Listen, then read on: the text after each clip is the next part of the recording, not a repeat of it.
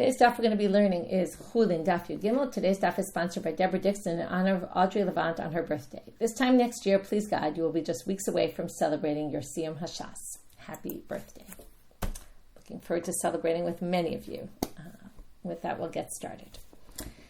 Okay, we started yesterday a sugya that we're going to now see two versions of. Okay, our first topic for today is going to be minors. The second topic is going to be non-Jews. Okay, and they're slaughtering. So right now we're talking about a minor, and we were talking about a shchita, right? There's different opinions whether shchita needs kavanah or not, and that got us off in a discussion about whether the intent of a minor is significant or not. Okay, so we quoted Rabbi Chiya bar Abba, who quoted this back and forth between Rabbi Yochanan and Rabbi Ami. So Rabbi Yochanan starts out according to the girsa that we saw. Katan yesh lo machshava o ein lo machshava. Does a minor, are there thoughts, which means their intent, is it considered intent or not? So then Amar le Rabbi Ami. Rabbi Ami says, I don't understand why you're asking this. You obviously asked only about thought and you didn't ask about action. Why is that? And why didn't you ask about action? I know why you didn't ask about action. And then basically he's going to say, you didn't ask about action because the mitzvah says their actions they are considered. But that same Mishnah says their thoughts aren't considered. And that's what we saw in this Mishnah, that they have, there's a Mishnah in Kelim, which talks about what makes a vessel, what turns it into it. Usually machshava is enough. Machshava, by the way, is usually machshava with words, according to Rashi, if you remember. This goes with Rashi and Zvachim, where when we talk about intent, like pigul or lishma, right, shelo lishma, Rashi says we mean intent that you actually expressed it in words. And Rashi says the same thing here, although he talks about when it's maaseh. If we want to say a child's action is a real action, it's if the child said with words what they meant. So even though it doesn't say that, and Tosfot disagrees with that, but when they bring this example of the children who took the oak or the acorn or the pomegranate and they hollowed it out and used it for a game, Rashi says here, I'll read you in Rashi, their actions show they're using it as a vessel. Okay, now it doesn't say that anywhere, but that's Rashi's approach in general, and I like to connect things that we've learned before. And Rashi in general thinks that intent, just in your head is like, with a child, here it's a little different. It's the action, but the action of the child is not considered enough without words associated with it. Tosfot says that's definitely not the case here. Tosfot doesn't think it's words. He thinks it's just enough because they start playing with the game and then it's very clear what their actions mean. Okay, but in any case, we'll put that machloket aside, but I thought it was a very interesting one and connected with lots of things we learned in Tzvachim, so I wanted to mention it. Okay, but anyway, let's get back to the focus of what we're doing. Rabbi Yochanan asked a question about intent of children without actions. Then Rabbi Ami said, I don't know why you're asking me this question, why you're asking this question at all. It's very obvious. And the fact that you only asked it about machshava and not about maaseh proves to me how I don't even understand your question at all. Because you didn't ask about actions, because it's very clear. If a child does an action and turns something into a vessel and uses it that way, it's obvious they wanted it to be a vessel, and at that point it becomes susceptible to impurity. Okay, right? Remember, we're talking about something that was an acorn or there was a pomegranate. It wasn't, a pomegranate is food, but I guess we're talking about the peel of it, that's not relevant anymore, or the agos or the walnut shell. Turns it into a game. It's not the food part, it's the outside. Turns it into a vessel for their game or for some sort of play. They're basically going to say that turns it into a vessel. But, right, what did it say? Then, the very last words of yesterday's daf, because children have maaseh, actions are taken seriously. They can create susceptibility to impurity in a vessel, but they don't have machshava. So why are you asking about machshava? Obviously, their thoughts, their intent isn't relevant. Now, we talked about yesterday. What are we talking about intent for? Rashi gives us an example, which actually there's some issues with it, but I'm not going to get into it. But Rashi brings an example. We'll just go with the basic example. If you slaughter an animal, l'shem olah, and the child has the intent, right? They take korban olah and they slaughter it for the sake of a korban olah. And they have intent that the olah, right? Remember, they're obviously slaughtering with someone watching them, okay? But their intent is that it be for a korban olah. That intent, right? That's the question. Do we accept that intent? I'll just mention the problem with Rashi is we learned already that if you do it stam, if it was already designated as an ola, and you do it without any intent, it actually works as an ola. So some people say there's a bit of a problem with Rashi's example because it should work even without intent. But I'm not getting into that. It's a whole other issue. Okay, but now we're going to get back to Rabbi Yochanan. So here's Rabbi Yochanan's response to Rabbi Ami. Amarle, machshava gredata lo kamebayli. Now we talked about, I would say, black and white. Okay, we have machshava and we have maaseh. Those seem like two polar opposites, right? An action that comes with no, right? An action that's very clear what your intent is, and your intentions which have no actions involved in it. Okay, so he says machshava gredata lo kamebayli. I'm not asking about a case where there was intent, right? Like even, let's say, they're slaughtering the korban olah, and they have this thought, I'm slaughtering as a korban olah. Now, they could be slaughtering it, their action doesn't prove anything in that case, because they're slaughtering it. And they could be slaughtering it for a shlamim, for a chata, for an asha, we have no idea. Okay, the action is no indicator of what their thoughts are. That's what we call machshava gredata, like pure machshava, where you need the intent, they have the intent, but it's just intent alone. And that obviously isn't going to work based on the Mishnah you quoted me. Ki kamebayile machshavtoni keret mitoch maasav. I'm talking about in action that there's an intent which the action proves your intent. Okay, this happens many times where we do something and it becomes pretty clear what we mean. Now, we're not talking. Now, wait a minute. Weren't we just talking about that? And didn't we say that, right? Where they took and they hollowed out whatever they hollowed out and used it as a vessel.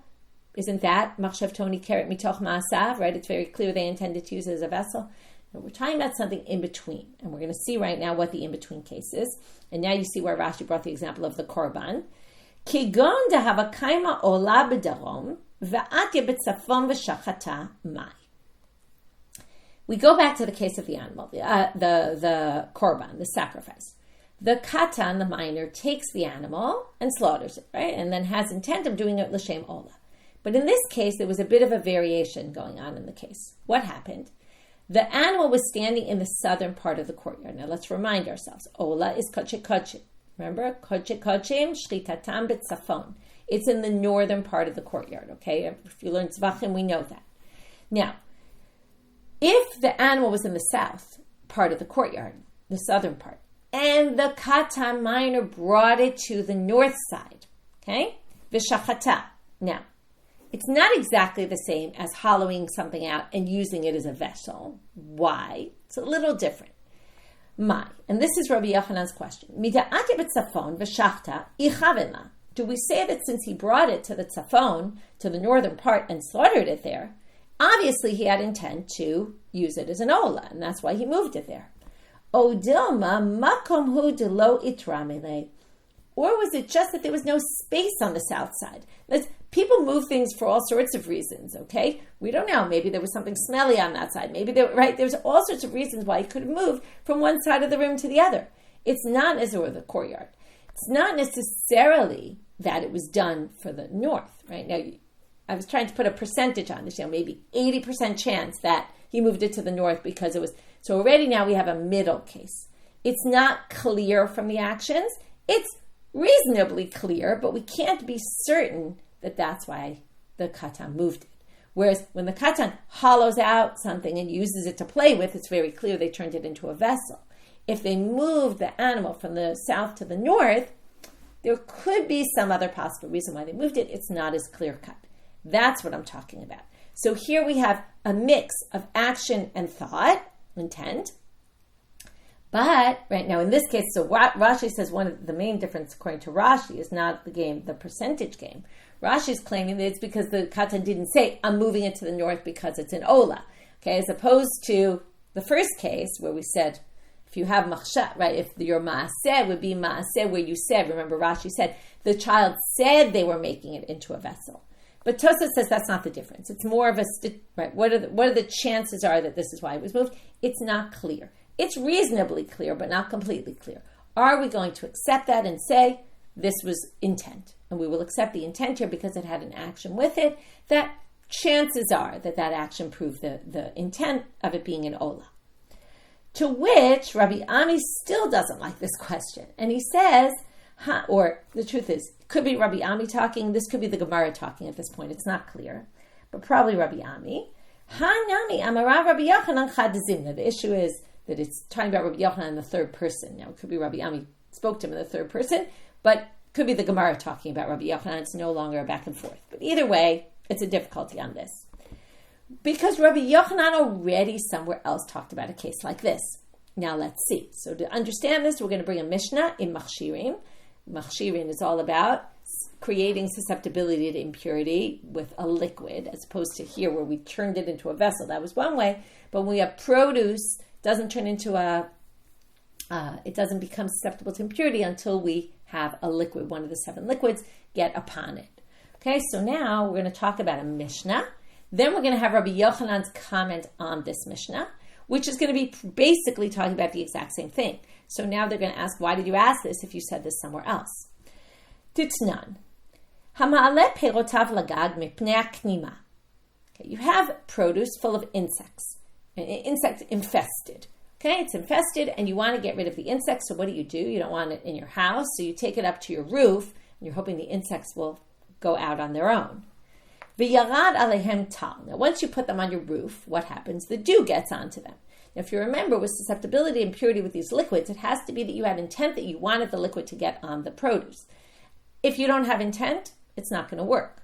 So if the dew gets upon them, and dew is one of the 7 liquids, einan b'chiyutan. Chiyutan is when you put, right, the pasuk says, when you put water on the zra'im, right, on the produce, that's when it becomes susceptible. But because it says you put, right, there has to be your intent. So this is not intent because you put it on the roof not for the dew, you put it on the roof to get the insects out. But if you wanted them to get rinsed off, let's say, and you put them out there, let's say, also to get rid of the k'nimim, the insects, also to get wet, then it will be, okay, then it's susceptible to impurity. Now they're going to talk about what about a cheresh shotev katan, which is what we're talking about. He'elum cheresh shotev katan, af al pi shenitzkavnu lekach einam b'chiyutan, mipnei sheyesh lahem maaseh ve'ein lahem machshava.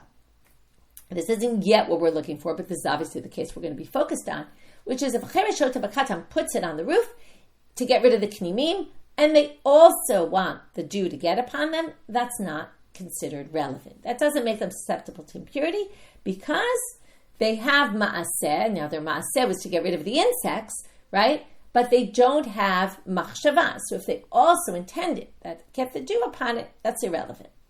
But here comes Rabbi Yochanan. Ve'amar Rabbi Yochanan, lo shanu ela, that's a way of limiting the Mishnah. The Mishnah is only talking about when they say children don't have machshava in this kind of case, shelo hipech bahem, where the child didn't come over at some point and flip them over. Aval hipech bahem harei ze b'chiyutan. If the child flipped it over, then already we're going to say that counts. Why? Why does flipping help? Because what would be the point of flipping them? Now, again, you could go back to this percentage game.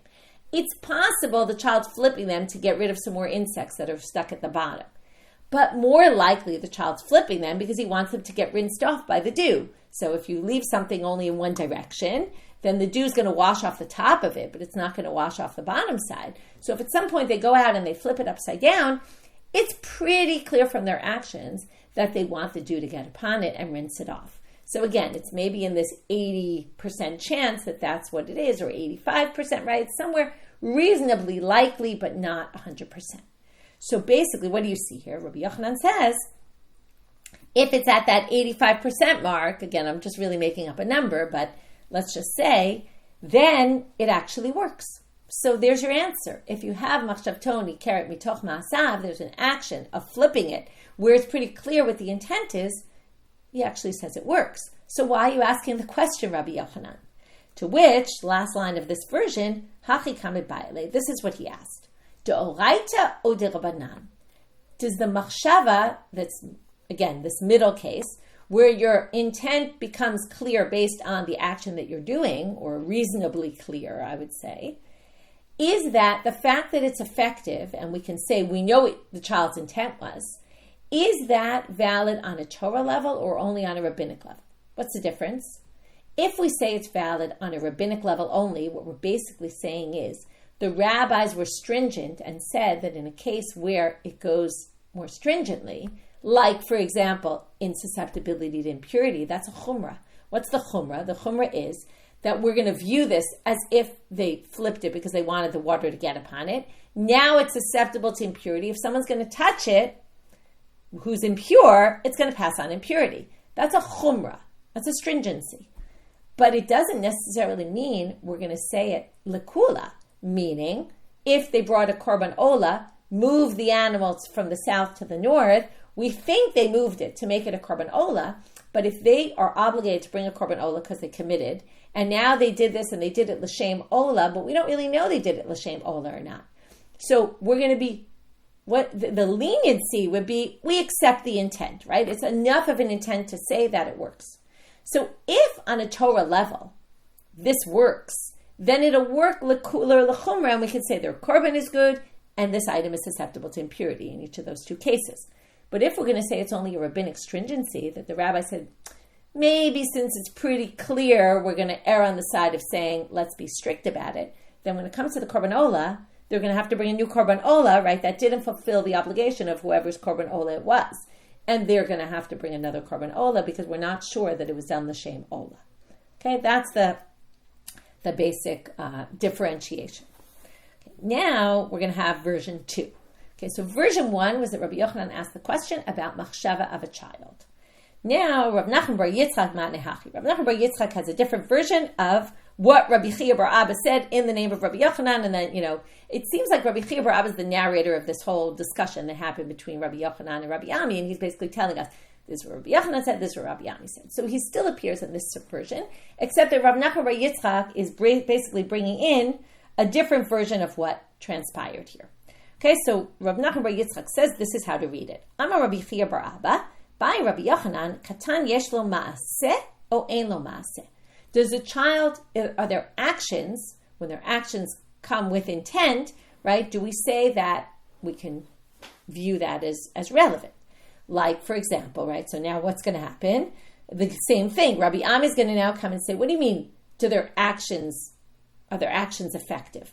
Amalei Rabbi Ami, v'tibai lach machshava, v'tibai le machshava. Why don't you ask about machshava? I know why you didn't ask about machshava, because Mishna machshava, right now he says, why is machshava any different from maaseh? Both of them appear in the Mishnah. They have maaseh, they don't have machshava. That was in the case with alon, rimon, egos, that they hollowed out. And we said, because they hollowed it out, that's a maaseh, which showed their intent, and it's very clear, and that's going to count. But machshava alone, if they just decide, oh, here's something that's on the ground, a piece of garbage, I'm going to use it as a vessel, that doesn't count. Okay, so that's what he's going to say. Ma'ishna machshava de lo kame ba'ile ditnan ein le machshava. Now, he's not going to quote the whole Mishnah this time. But why didn't you ask about machshava? Because the Mishnah says explicitly, they don't have machshava. Their machshava is not relevant. Maaseh nami lo tibalach. You shouldn't ask about maaseh either, because ditnan, it says in the Mishnah there, yesh lahem maaseh. They have maaseh. So now, we have a simple response of Rabbi Yochanan, which we saw already in the previous. Hachi kame ba'ile de'oraita odi rabanan. What I wanted to know is, now, here it's a little bit different. What he wants to know is, he's not talking about the middle case here at all. He's talking about the two extremes. Machshava alone, ma'aseh that's clear. The chakiku, right? The hollowing out, because we were talking about that case. So Rabbi Yochanan says, but that case is a stringency again. That's a case where it shows that it's going to be impure, right? It's going to be susceptible to impurity if someone touches it now, right? It's a vessel. Someone now can come along, and if they touch it, they'll make it impure. That's a stringency. So what I wanted to know is when that Mishnah rules that item, that hollowed out vessel they made right now is going to be susceptible to impurity, that could just be a chumrah derabanan. But will we say that a maaseh that's clear, right? This is a clear maaseh. Like according to Rashi, let's say it would mean you took it from the south to the north and you said, I'm using this for a korban ola. Do we count that? Because that's a kula, that's a leniency. We're going to say, oh, the owner fulfilled their obligation. So that was his question. Upashit, now in this version, the first version, we didn't get an answer. We ended with the question. In this version, there's an answer. And the answer includes the middle case as well, even though we weren't talking about the middle case. Okay, so now we're going to rule on all three cases. Upashit. And he answered, Yesh lahem ma'aseh va'afilu midoraita. Okay, that case of chakiku, they hollowed it out. If they do an action that's 100% clear what their intent was, then we're going to accept it even on a Torah level, meaning in any case, lekula, lechumra, leniency, it doesn't matter. Other extreme, ein lehem machshava afilu midirabanan. Even on a rabbinic level, we're not going to be stringent. If it's just thought alone, okay, that's not going to be anything. V'machshavto nikeret mitoch ma'asav, midoraita ein lo midirabanan yesh lo. But the middle position of where I called it the 85%, where we have an action, but it's not 100% clear what the action is, well, if it's relating to, let's say, tuma, impurity, we're going to say it's impure. Because on a D'Rabbanan level, we're going to say this counts. But on a D'Oraita level, like for example, the Korban, that's not going to work. If they just move it from the south to the north without any sort of stipulation what they're doing, we're not going to accept that. Okay? We're going to say you have to bring a new Korban. So that's the psak according to the second version. And as I said, in the first version, we just have the question. We don't have an answer. But in this version, we get an answer, even though they weren't even talking about the middle case in this one. But Rabbi Yochanan rules because he's talking about, is it D'Oraita to Rabbanan? So he says this extreme that, and the middle case is half, right? Yes, to Rabbanan, not on a Torah level. Okay. Ba'amine Shmuel me Rav Huna. Because we're talking about intent, now we're going to actually quote the sugya we learned at the very, very end of Masechet Menachot on the last page. And it's about kodshim. It doesn't even have to do with, right, it's about sacrifices. Minayin lemitasek bekodashim shu pasul. Shmuel asked Rav Huna, how do we know that if someone, we talked about throwing the knife or something happens and I'm holding a knife and it actually, it ends up grazing by the neck of an animal, kills it without my intending to, and it was meant for sacrifice, and I happen to be, in the place where we could do shechita, okay? If that all took place, how do we know that it's pasul, it's disqualified? So the answer, Shenemal, v'shachat et ben bakar shetei shchita l'shem ben bakar. Because it says in the Korban, it's shachat, you have to slaughter the ben bakar. It says, from here we learn the shchita has to be with the intent for the ben bakar, for the intent of what that Korban was meant to be. So there you see, without intent, it's not going to be no good. To which Amar Lo, Shmuel says to him, that's not a good answer. Zobi Adenu, I knew that. But that would just tell me, ideally, this is what needs to happen. But la'akev minayin, how do I know that if I didn't do it that way, the korban is disqualified? That just says, this is the ideal way to do it. Maybe if I didn't do it that way, it would work anyway. Talmud Lamar, lirtzumchem tizbechuhu, which they darshan as, lida'atchem zvochu. Lirtzumchem, with your intent. Okay, lida'atchem. It has to have your intent. Without intent, it's not going to work. Okay? It could be because it says lirtzon, we need your ratzon, or also because it's repeated. Remember, the repetition in kodshim always means, if it's repeated, it means it's ma'akev. Many things, if they're said once, we say, well, not necessarily that you have to do it, but once it's said twice, it means that without it, it's basically an essential element. And without it, it will be disqualified. Okay, moving now to the next Mishna and our second topic of today. We're going to talk about the slaughter of Gentiles. So, shchita nochri nevela u'metama b'masa. The shchita of a non-Jew is a nevela. Basically, we don't accept their shchita, which makes sense, right? You have to know all the halachot. They don't know the halachot. So therefore, if they slaughter an animal, even if they do it in exactly the right way, it has the status of a nevela, an animal that was slaughtered improperly or died on its own, and metama b'masa. Now, one of the things that's known about, there's two things that are important to know about nevela. One is the pasuk says, La kelev tashlichunoto. You can give it to your dog, which means you can actually also, you can give it, there's another pasuk that says you can give it to someone who's not Jewish. Okay, you can benefit from it, you just can't eat it.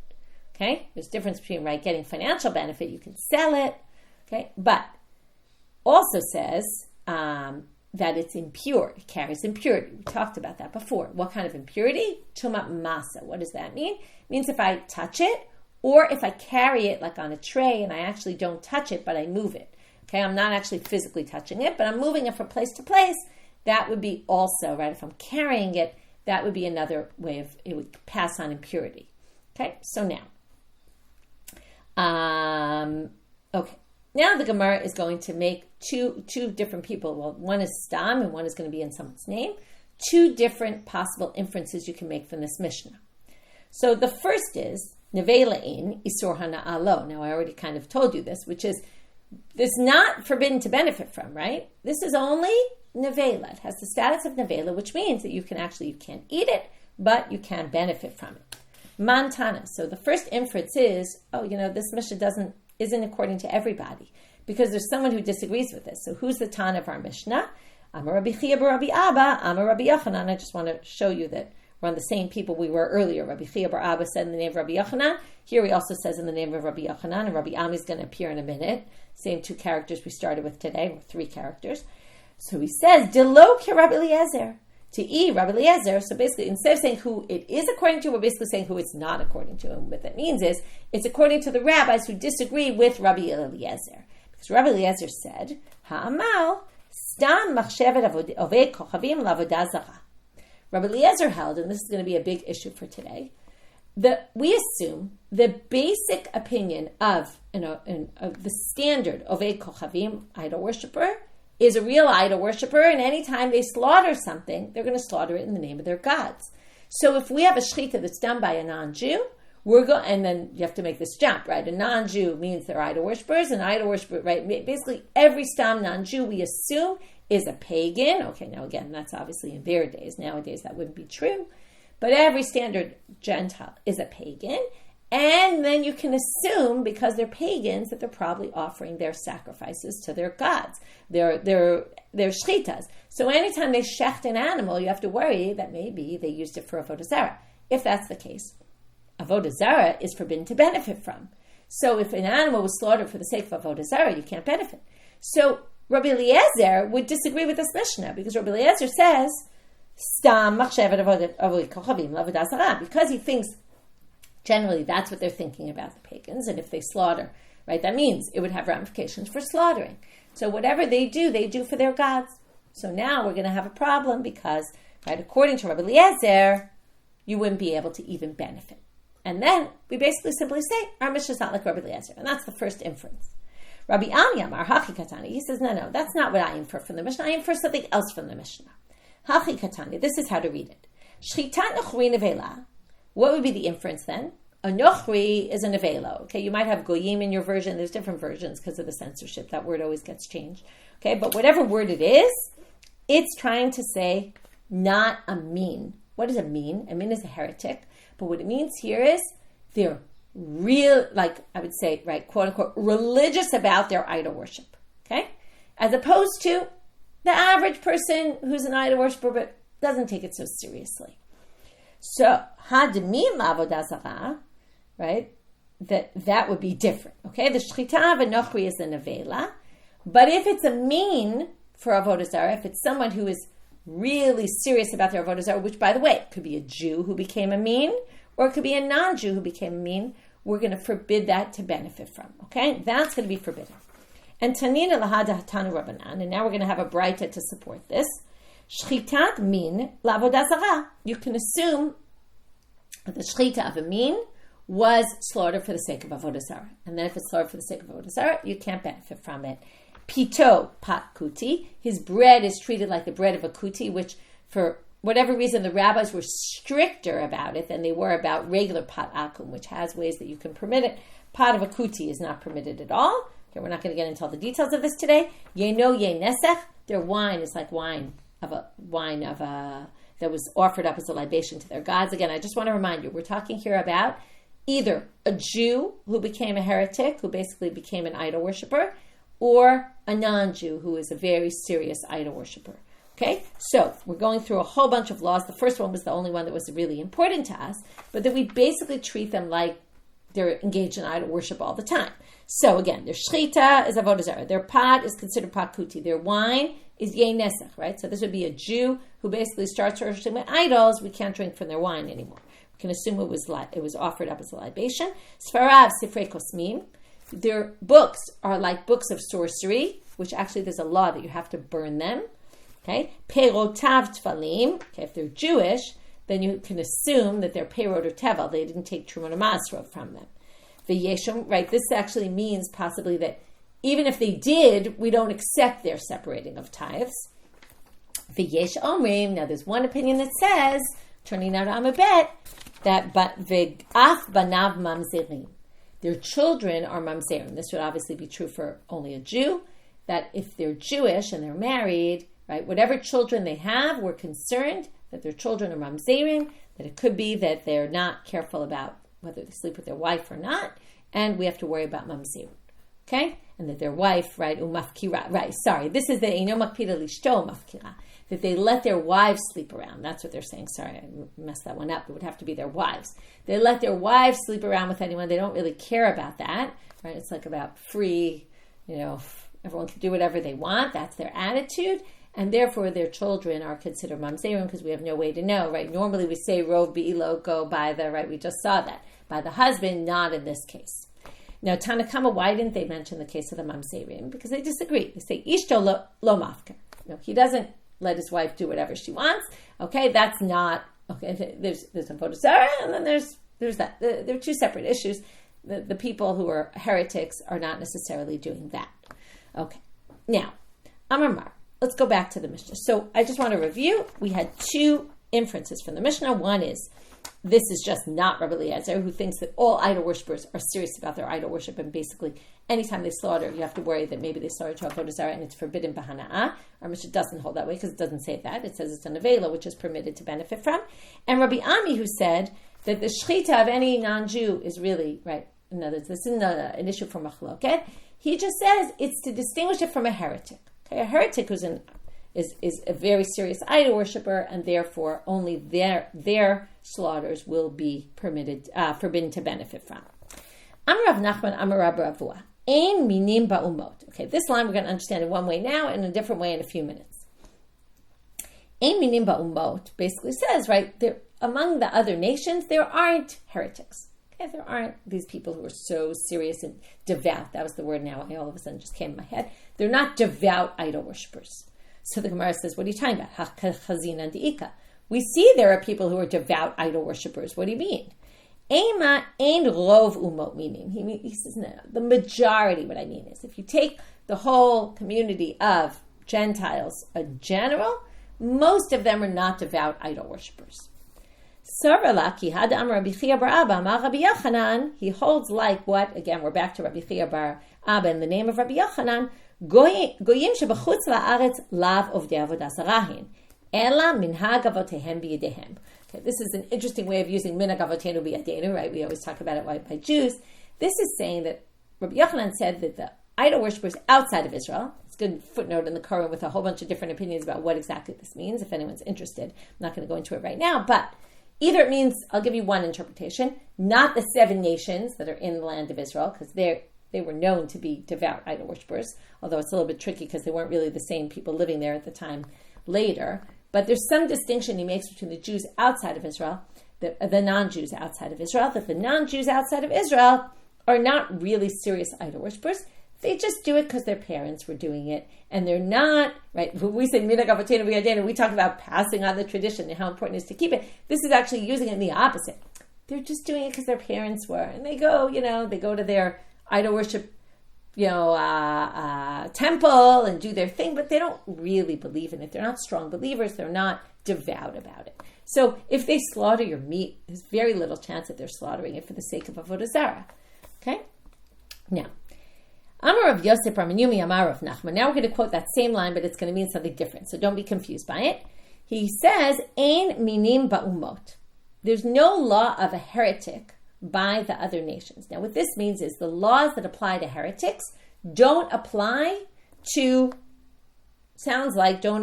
heretics that are non-Jews. Now this is a very strange thing, and that's what the Gemara is going to try to say. What are you talking about? Lemai, for what purpose? If you're going to say for shechita purposes, now what do we say? If it's a mean who's a Jew or a non-Jew, right? We're going to not accept their shechita because we're going to assume they offer for idol worship.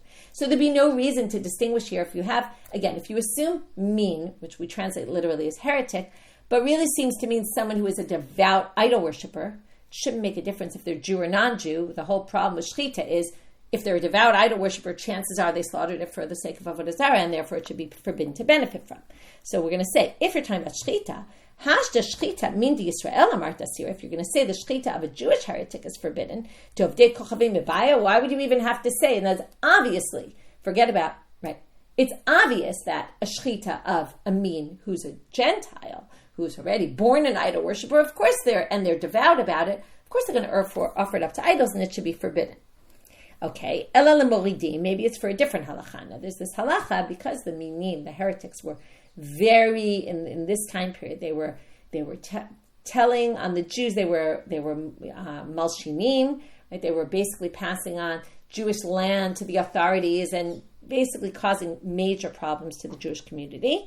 They were besides that they were serious and devout about their idol worship, they were also trying to do in the Jews. So there's this difficult halacha, which is that you can actually you can indirectly cause their death by putting them in a pit.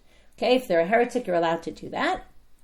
It comes up in the whole sugya of how, about saving people, and you can save people from a pit, and do you have to save people? There's a whole question here. What if they're non-Jews? They say if they're a mean, you can actually put them in the pit. Okay, so Hashid Yisrael Moridim, if it's a Jewish heretic, you're allowed to put him in a pit. Ovdei Kochavim Abai, right? The assumption is that the ones that were born not Jewish, they're even worse. So of course you can put them in the pit. So Amar Rav Ukvar Bar Chama, he's going to explain, what do I mean about that? What did he mean by the statement? Lekabel mehem korban. It's about accepting korbanot, and we just recently saw this again in the beginning of the Masechet. Titanya mikem velo kulchem. If you remember, Adam ki yakriv mikem. If a person who sacrifices from among you, a korban, what does it mean? Me means always some from among you, not all from among you. From here they learned mikem velo kulchem. Not all of you can bring a korban. Lo tziyat hamumar. If you're a mumar, you're a Jew who left the religion, God does not accept your korbanot. Now here, we're going to say, but that's not true for a Gentile heretic, okay? A mean who's a Gentile, and that's what it's going to mean. Ein minim ba'umot, there's no law of minim ba'umot relating to korbanot. And we're going to get this all from drashot, okay? Maybe there's no logic to it, but there is a gzeret hakatuv, although maybe we'll try to come up with a logic. Mikem, bachem, so the second drasha on the word mikem, so mikem is made up of two words, from, among you. So from meant not all of you, so not all the Jews, not a heretic, but mikem, from you, comes to say, bachem chilakti below ba'umot. I distinguish between Jews about this issue, heretics, non-heretics, but I don't distinguish among the nations, okay? Now, which means, if you're a Gentile, you can bring a sacrifice, whether you're a devout idol worshiper, whether you're not a devout idol worshiper, it doesn't matter. To which the Gemara says, "Mimai." Why do we assume that's what it means? You can say, "Dilma hachi kamar." Maybe it's saying, "Yisrael mitzadike kabil mirashi lo tekabil." We make this distinction specifically among Jews. What distinction? Okay, so far, this is the same as we said. Righteous people, yes. Not righteous people, meaning heretics, no. Aval, but you made this jump, but not. Right? What not by Gentiles? Not by Gentiles, we explained before, meant I don't distinguish, I accept korbanot from all of them. Why don't we say I don't distinguish? But I don't distinguish and I don't accept korbanot from any Gentile. Maybe that's the way to go, which would be more logical. Lo salkadatach, no, you can't say that. Why not? Titanya, because a different pasuk, when it talks about korbanot, in Vayikra Kaf Bet, and it talks about bringing nidarim, nidavot, all sorts of voluntary offerings, it introduces it as ish, with a double language. Ish, matamud lomar ish, so we understand why it says ish, a person. Why say ish, double language? Right, well, why repeat it? L'rabot hovdei kochavim shenodrim nidarim unidavot ki Yisrael. The ish comes to say that there's another ish besides a Jew, also a Gentile, can bring sacrifices. So from here we learn this ein minim ba'umot means even though that the devout idol worshippers are just as devout as the Jewish idol worshippers, right, who leave the religion, but when it comes to sacrifices, and this I guess you could think about in the sense that God has this closer relationship with the Jewish people and has maybe higher expectations. And when a Jew leaves and goes to worship idols, God says, that is a line, you've crossed some line that I will not accept your korbanot anymore. If they're born idol worshippers, right, God doesn't penalize them. If already God's going to accept korbanot from anyone who's any Gentile, any theoretical idol worshiper, if they're devout idol worshippers or not, God will accept their korbanot. Okay, again, only nidarim and nidavot, they can't bring all korbanot. We've learned that before, but that's the meaning of the word, of the phrase, ein minim ba'umot. Now we're going to go back to the Mishnah. There was something that I didn't point out when we learned the Mishnah, although I could have, which is there's something unnecessary in the Mishnah. The Mishnah says that if a Gentile slaughters a sacrifice, slaughters an animal, it's a nevela, and then it says in his mitame b'masa. Now, as soon as you say the word nevela, you know it's mitame b'masa. So those words are completely unnecessary. So the Gemara says, mitame b'masa, quotes the Mishnah, pshita, it's quite obvious. Kevan de nevelahi, mitame b'masa. Since it's a nevela, that's the definition of a nevela, right? The criteria of a nevela. Amar Rava hachi katani. So Rava says this is how to read it. We're going to have two versions again here, okay, like earlier in the page. Zo mitama b'masa v'yesh l'cha acheret shehi mitama afilu ba'ohel. This one is mitame b'masa, but there's something else that's even mitame tumat oil. Oil in general is only for tumat meat. That means if there's a dead body in the tent or in the house, everything under that roof is impure. Plus there's all sorts of other oil, but I'm going to just stick with that for right now. Okay, everything in there is impure. Now, what kind of slaughtering would be even ba'ohel? Ezo zo tikrovet avodah zarah. This is if it was slaughtered for the sake of idols. Then it's going to have tumat oil. We don't know yet why this is and where we get this from, because tumat oil is usually a dead body, but we'll get there very soon. Uche Rabbi Yehuda ben Betera. And this reading fits in with the opinion of Rabbi Yehuda ben Betera that we'll see momentarily. Ikeda Amre, second version, Amarava hachi katani. Now, according to this version, Rava said the exact opposite. Zo mitame b'masa v'yesh l'cha acheret shehi kazil. Why did it repeat mitame b'masa when it didn't really need to say it? It didn't repeat it, but it said it when it wasn't necessary. To say, by the way, not just this mitame b'masa, but there's another thing that's mitame b'masa. And what is that? She'ena mitame, shehi kazil, she'mitame b'masa ve'ena mitame ba'oil. What else is mitame only masa and not in a tent? Ezo, zo tikrovat avodah zarah udelo ke Rabbi Yehuda ben Betera. Okay, now we're going to say the exact opposite, that the Mishna is coming to tell us they disagree with Rabbi Yehuda ben Betera. That this and something else just like it, which is even if it was slaughtered for the sake of idols, it's still only mitame b'masa. So it's either coming to say this and nothing else, or something, or there's another thing that's not, or this and even that other thing. Okay, now let's see what Rabbi Yehuda ben Betera's opinion is. Tanya. Rabbi Yehuda ben Betera omer, minayin l'tikrovet avodah zarah shehi mitame ba'oel. Shene'emar, how do we know that tikrovet avodah zarah is mitame ba'oel? Again, that's the opinion that either the Mishnah agrees with or disagrees with. Vayitzamdu lebal po'or v'yochlu mizivchei metim. It's a pasuk in Tehillim which is referencing the whole scenario at the end of Parshat Bilam when the Jews went and started worshiping idols, and Baal Peor was the idol they were worshiping, and it says they ate from the sacrifices of the dead. So what they do here is they compare. There's a connection between avodah zarah and dead. What's the connection? That it's mitame like a dead body. Ma meit mitame ba'ol, afti krovat avodah zarah mitame ba'ol. And from there it says what they sacrifice to Baal Peor is going to have impurity like a dead body. And that's where we get, Rabbi Yehuda ben Betera gets his opinion. Okay, we're going to finish up now with this next Mishna and a little bit of a discussion about it. Hashochet balayla, v'chein asuma sheshachat shchitato kshera. If you slaughter at night, in those days you couldn't really see at night. There wasn't a lot of there wasn't a lot of light. They use a little candle maybe. Okay, you can't really see. Or a blind person who also can't see. Their shchita is valid. Now, when you say the shchita is valid, again, this is finally, by the way, on the second Mishnah. It's like the first Mishnah. We said when it says shchita tok shera, it means post facto. Don't ideally have a blind person or someone slaughter at night. But if they did, it's kshera. Now the Gemara says, we're going to infer from here exactly what I just said. Hashochet yevedin lechatchila lo, right? That sounds like only post facto, not ab initio. Uremini, but that contradicts the following source. La'olam shochatim bein bayom, bein balayla, bein barosh hagag, bein barosh hasfina. You can slaughter anytime. You can slaughter anywhere. Okay, you could be on the roof. You could be on a boat. Doesn't matter. But the point is you could slaughter during the day and you can slaughter at night. So that seems to contradict. It sounds like you could slaughter ab initio. To which, Amar Rav Papa, b'shavuka kenegdo. When it said bein b'yom bein balayla, it's when you have a torch, not just a little candle, but a torch. Then you can count. Then you can do it at night. At night because you can see. But our Mishnah is talking about when you don't have a torch. And Amar Rav Ashi Daikanami. We'll end with this. You can further infer this from the Mishnah. Dekatani hatam dumia diyom v'hacha dumia desuma shmamina. You can tell from the context. In the Braita it said day and night, so it has to be night that's like day. In our Mishnah it said night and blind person, so it has to be like a blind person where you can't really see. And then we're going to say like this. If you can see because you have great light, then post facto we're going to accept it, assuming, by the way, that you know that it was done properly. Okay? I hope I said this right.